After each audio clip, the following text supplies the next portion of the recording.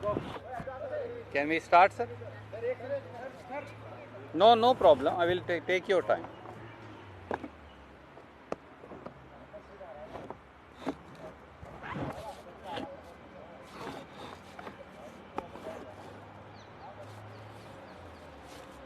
Can we start, sir?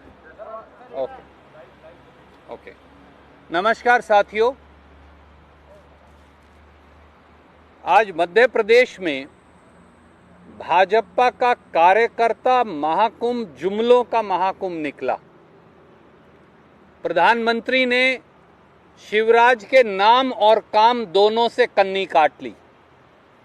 18 साल में मध्य प्रदेश भाजपा सरकार द्वारा लागू की गई एक स्कीम का नाम भी नहीं गिना पाए प्रधानमंत्री।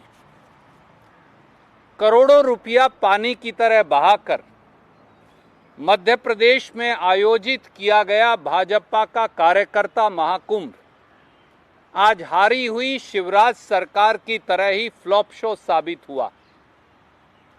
10 लाख कार्यकर्ता जुटाने की ढींगें, पूरे मध्य प्रदेश के वाहन और सरकारी बसों को पकड़कर लगा देना, इसके बावजूद भी कार्यकर्ता तो दूर 50,000 लोग भी जमा नहीं कर पाई भाजपा। और कई बातें तो चौंकाने वाली थी, जैसा मैंने कहा। पहली, प्रधानमंत्री ने शिवराज के नाम और काम दोनों से कन्नी काट ली। दूसरी, 18 साल में मध्य प्रदेश में भाजपा सरकार द्वारा क्रियान्वयन की गई, लागू की गई एक स्कीम की चर्चा करना भी पीएम ने वाजिब नहीं समझा, क्योंकि प्रधानमंत्री जानते हैं कि शिवराज सरकार की सारी योजनाएं भ्रष्टाचार की भेंट चढ़ चुकी हैं। और तीसरा, आयोजन के मंच पर दो झूठे नेता एक दूसरे की झूठ पर तालियां बजाते रहे और मुंगेरी लाल के झूठे हसीन सपने गढ़ते रहे कि किसी तरह से मध्य प्रदेश की समझदार जनता भ्रमित हो जाए। मध्य प्रदेश के 8.5 करोड़ लोग प्रधानमंत्री के भाषणों के झूठ और शिवराज सरकार की जनता से लूट का जवाब जानना चाहते, और उसके 5 पहलू लेकर मैं आपके बीच में सिर्फ उपस्थित हूं। प्रधानमंत्री ने 18 साल के वोटरों की चर्चा की। पहली बार के युवा वोटरों ने 18 साल की भाजपा सरकार में क्या देखा? प्रधानमंत्री ने कहा कि पहली बार वोट दे रहे लोग, उन्होंने मध्य प्रदेश में तरक्की देखी है, पर सच क्या है? मध्य प्रदेश के युवाओं ने पिछले 18 से 20 साल में व्यापम घोटाले में 23 प्रकार की भर्ती परीक्षाओं में 1 करोड़ नौजवानों के भविष्य को बर्बाद होते देखा। लाखों युवाओं ने पटवारी भर्ती परीक्षा में 15-15 लाख का पेपर बिकते देखा। डीमैट और नर्सिंग कॉलेज घोटाले में 3 साल से जहां पेपर नहीं हुए, अपना भविष्य बर्बाद होते देखा। शिक्षा की बर्बादी का यह मंजर भी देखा कि 18 साल के बाद, भाजपा सरकार के शासन के 18 साल के बाद 26,000 सरकारी स्कूलों में मध्य प्रदेश में बिजली का कनेक्शन नहीं। 29,000 स्कूल पर ही ताला लगा दिया, बंद हो गए, और 9 लाख विद्यार्थियों का एनरोलमेंट खत्म हो गया। 18 सालों में 19,000 बेरोजगारों और छात्राओं की आत्महत्या का मंजर देखा। मध्य प्रदेश में 18 से 23 साल के 70 लाख नौजवानों की बेरोजगारी देखी, और मध्य प्रदेश में 18 सालों में सबसे बड़ा SC, ST, OBC छात्रवृत्ति घोटाला देखा। दूसरा पहलू, उज्ज्वला बहनों की बहुत चर्चा हुई। जो उज्ज्वला बहनों के घर में उन्हें चूल्हे के धुएं से अंधकार में भर दिया। प्रधानमंत्री उज्ज्वला बहनों की चर्चा तो करते हैं, पर ये भूल जाते हैं कि मध्य प्रदेश में 82 लाख उज्ज्वला बहनों में से 44 लाख उज्ज्वला बहनों ने पिछले साल मोदी और भाजपा निर्मित महंगाई के चलते एक सिलेंडर भी नहीं भरवाया। 18 लाख उज्ज्वला बहनें इसके अतिरिक्त ऐसी हैं जिन्होंने महंगाई के चलते केवल एक सिलेंडर भरवाया। यानी 82 में से 62 लाख उज्ज्वला बहनों के घरों में धुआं भर के आप उज्ज्वला बहनों की बात करते हैं। आयुष्मान की बड़ी चर्चा हुई, प्रधानमंत्री ने उसकी तारीफ की। शायद सीएजी की रिपोर्ट भी पढ़ लेते, क्योंकि सीएजी की रिपोर्ट में प्रधानमंत्री जी मध्य प्रदेश में बताया गया कि कोविड के दौरान शिवराज सरकार ने मुर्दों तक का इलाज कर दिया। किसानों की आमदनी की चर्चा हुई, आमदनी नहीं हुई दुगना, दर्द हुआ 100 गुना। गेहूं की चर्चा हुई, काश अपने खुद के मध्य प्रदेश से आने वाले देश के कृषि मंत्री से ही बात कर लेते। Parliamentary standing committee on agriculture ने कहा कि मध्य प्रदेश देश के 4 राज्यों में से एक है जहां 2015-16 के मुकाबले किसान की आय कम हो गई और मध्य प्रदेश में अब किसान की आय 23 रुपया प्रतिदिन है। ये हम नहीं कह रहे, ये उनकी सरकार कह रही है। एक तरफ करोड़ों का आयोजन हो रहा था, दूसरी तरफ हजारों किसान अपने कपड़े उतारकर अर्धनग्न प्रदर्शन निमाड़ के अंदर कर रहे हैं, क्योंकि मुआवजा नहीं मिल रहा, फसल नष्ट हो गई। 18 साल में मध्य प्रदेश में 20,000 किसानों ने आत्महत्या कर ली। सीएजी रिपोर्ट ने बताया कि किसानों के मुआवजे को नोएडा के बैंक खातों में जमा करवा घालमेल कर दिया। और 5वां पहलू है आदिवासियों पर अत्याचार, दलितों से नहीं दरकार और ओबीसी हकों का बंटाधार। ऐसी रही शिवराज सरकार। आदिवासी और दलित अत्याचार में मध्य प्रदेश देश में पहले पायदान पर है। भाजपा नेता दिन दहाड़े दलित आदिवासियों पर पेशाब करते हैं, या फिर जो 2 दिन पहले हुआ, बीच चौराहे उनको फर्श पर लिटाकर उनके सर पर चप्पलें मारते। 3,22,000 आदिवासी पट्टे निरस्त हो गए। ओबीसी वर्ग से 27% आरक्षण छीन लिया और दलित, आदिवासी और ओबीसी का पैसा ही खर्च नहीं किया। आज उम्मीद थी कि प्रधानमंत्री महाकाल में जो आकंठ भ्रष्टाचार हुआ है शिवराज सरकार द्वारा, उस पाप की माफी अवश्य मांगेंगे और प्रायश्चित का प्रण लेंगे। पर प्रधानमंत्री का कार्यक्रम केवल जुमलों का महाकुंभ बनकर रह गया। कोई सवाल आप पूछना चाहें तो स्वागत है। कांग्रेस जो है पार्टी वो ठेके पर चली गई है और अर्बन नेशनल ने उनका ठेका ले लिया है, ये पार्टी खत्म। पूरे मध्य प्रदेश के भविष्य को ही शिवराज सरकार ने ठेकेदारों की से मिलकर भ्रष्टाचार की बलि चढ़ा दिया। काश प्रधानमंत्री महाकाल के ठेके की बात भी कर लेते, जहां मूर्तियां हवा में गिर रही हैं। जिन्होंने भगवान को नहीं बख्शा वो किसको बख्शेंगे? प्रधानमंत्री शायद इशारा शिवराज सरकार की तरफ कर रहे थे और गलती से बात कांग्रेस की कर रहे थे।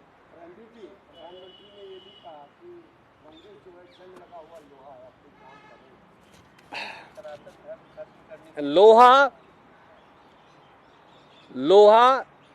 कांग्रेस का लोहा इतना मजबूत है कि कुछ बात है कि हस्ती मिटती नहीं हमारी, सदियों रहा है दुश्मन दौरे जमा हमारा।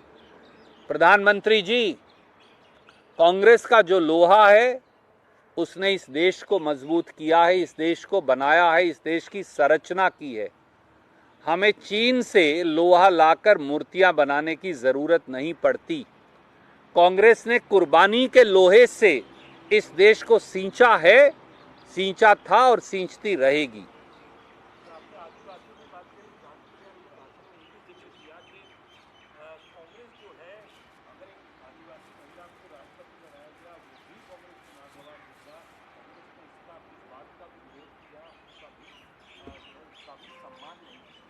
काश प्रधानमंत्री जी ये बताते कि 68% के साथ आदिवासी अत्याचार में मध्य प्रदेश पहले पायदान पर क्यों है।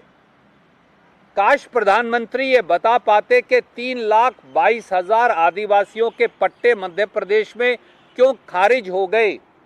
काश प्रधानमंत्री माफी मांगते कि उनके नेता आदिवासियों पर दिन दहाड़े पेशाब करते हैं और जो 2 से 3 दिन पहले हुआ कि सर पर उनको चप्पलों से पीटते हैं, क्या ये आदिवासी और दलित सम्मान है भाजपा का। इस पर कम से कम माफी मांगकर प्रायश्चित ही कर लेते, ऐसी उम्मीद तो थी।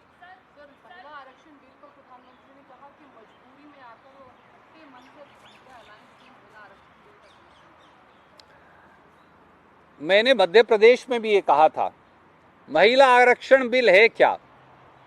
गांव में हमारे यहाँ माँ या दादी खिचड़ी बनाती है चूल्हे पर, तो खिचड़ी चूल्हे पर रख दी, बोले बेटा 10 साल के बाद आना फिर ये खिचड़ी खाना।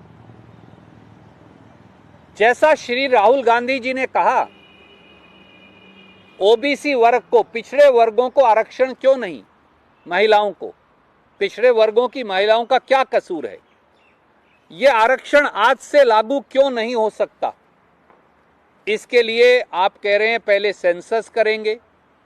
2021 में सेंसस होना था, आपने किया नहीं। अब चुनाव आ जाएगा, 24 में आप करेंगे नहीं। 26 में 91 संशोधन जो बिल है, कॉन्स्टिट्यूशन बिल, उसकी तारीख आएगी, तो आप 26 के बाद करेंगे। कब सेंसस होगा, कब डिलिमिटेशन कमीशन बनेगा, कब डिलिमिटेशन होगा, कब सीट बनेंगी, कब उन्हें आरक्षण मिलेगा। यानी अगले 10 साल तक कुछ मिलने वाला नहीं। ये मोदी जी का एक और जुमला है। इसलिए अगर इस पर सवाल पूछा जाए तो गलत क्या है।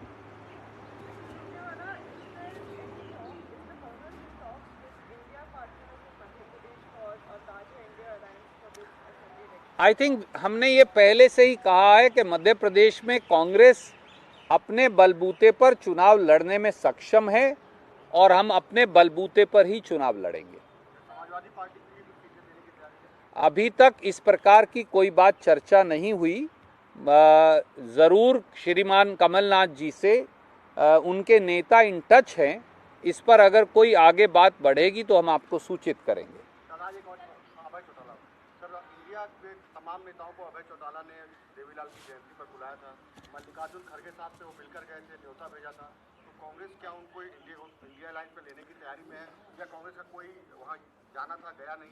देखिए, मैं तो कर्नाटक और मध्य प्रदेश का प्रभारी हूं, उससे आगे की मुझे कोई जानकारी नहीं।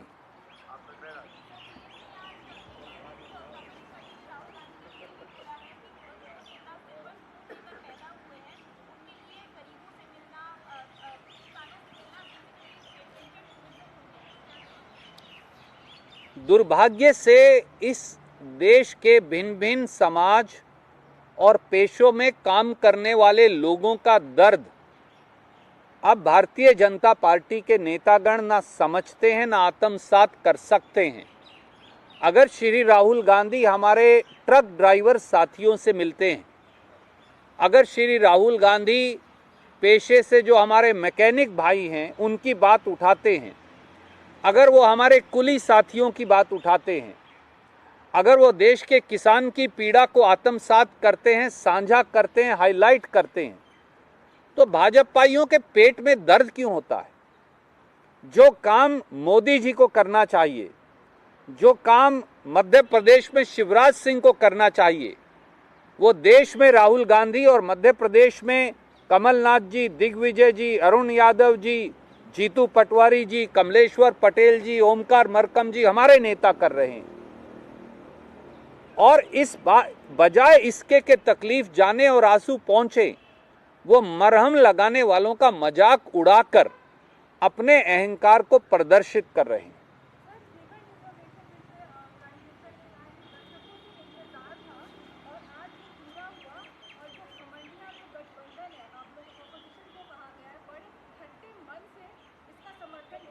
जी, मैंने इसका जवाब दिया, मैं फिर दोहरा देता हूं।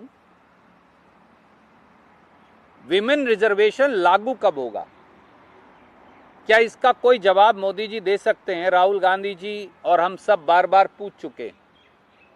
कोई तारीख बता दें। 2025, 2029, 2035, 2040, कोई तारीख तो बता दीजिए। हमारा इतना ही उनसे सवाल है। और दूसरा ये है कि पिछड़े वर्गों की महिलाओं को विमेन रिजर्वेशन में आरक्षण क्यों नहीं? आपने विमेन रिजर्वेशन को सेंसस से क्यों जोड़ दिया, डिलिमिटेशन से क्यों जोड़ दिया? आपके पास आज 542 सीटें हैं, 33% आरक्षण दे दीजिए, हो गया आरक्षण, बाद में बढ़ती रहेंगी। सर,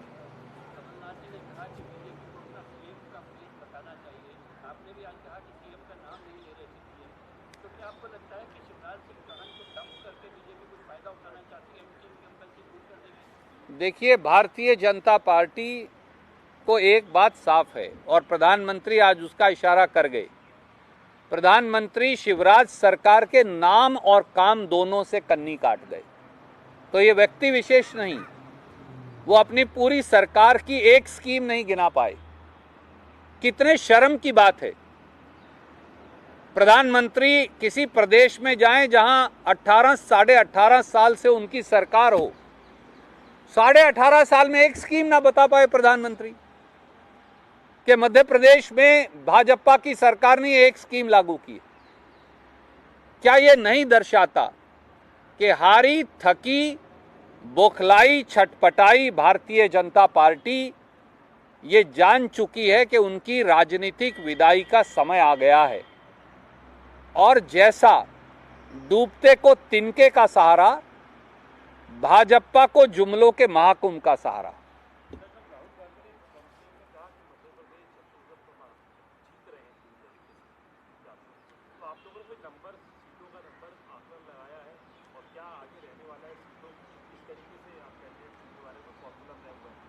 माननीय राहुल गांधी जी, आदरणीय खड़गे साहब, उनका मार्गदर्शन, उनका नेतृत्व, उनकी दृष्टि, उनका रास्ता, वो हम लोग, वो मध्य प्रदेश हो, छत्तीसगढ़ हो, तेलंगाना हो, राजस्थान हो, वो अन्य प्रांत हो, हम उसे लागू कर रहे हैं ज़मीन पर। और जो ज़मीन से उन्हें डायरेक्ट खबरें आ रही हैं, उन्होंने उसके आधार पर ये कहा कि मध्य प्रदेश के लोग, छत्तीसगढ़ के लोग कांग्रेस सरकार को वापस लेकर आने और मध्य प्रदेश के लोग सरकार के बदलाव का संदेश उनके चेहरे पर साफ लिखा है। और जिस प्रकार से कांग्रेस की 11,400 किलोमीटर की 7 जन आक्रोश यात्राएं चल रही हैं, आज उसका 7वां दिन है। उन जन आक्रोश यात्राओं में उमड़ती भीड़ ने यह साबित कर दिया है कि यह आक्रोश अब एक सुनामी का रूप धारण कर चुका है, जो भारतीय जनता पार्टी को उखाड़कर बंगाल सागर के अंदर फेंक कर आएगा। मध्य प्रदेश का नंबर है 150 प्लस। आप तब भी नहीं मानते थे मेरी बात। मैं आज विनम्रता, अहंकार से नहीं, बड़ी विनम्रता से कहता हूं आपसे और मध्य प्रदेश के लोगों से। मध्य प्रदेश के लोग चोरी की गई सरकार और चोरी से बनाई हुई सरकार और चोरों और गद्दारों को भगाने का मन बना चुके। इस बार वो इतना संख्या बल देंगे कि कोई प्रजातंत्र का चीरहरण ना कर पाए।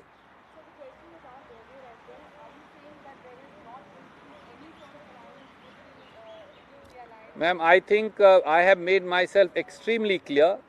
The Congress party is capable of fighting all 230 seats on its own. The rest of the call has to be always taken by Shri Mallikarjun Kharge ji and Shri Rahul Gandhi ji. They, in consultation with Shri Kamal Nath, Shri Govind Singh ji, our leader of opposition, will take an appropriate call if needed.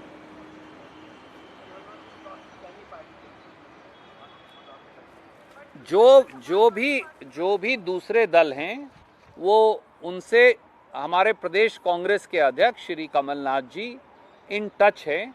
जब भी कोई उस पर बदलाव आएगा आज की परिस्थिति में तो हम आपसे साझा करेंगे। As on today we are ready to fight all 230 seats, but whatever Khadge ji and Rahul Gandhi ji will guide us, and finally it will be decided in consultation with our PCC president, leader of opposition. We will move forward as they guide us. Sir, मैं मध्य प्रदेश से बाहर टिप्पणी करने के लिए अधिकृत नहीं हूँ। गृह राज्य पर ही नहीं करना चाहिए।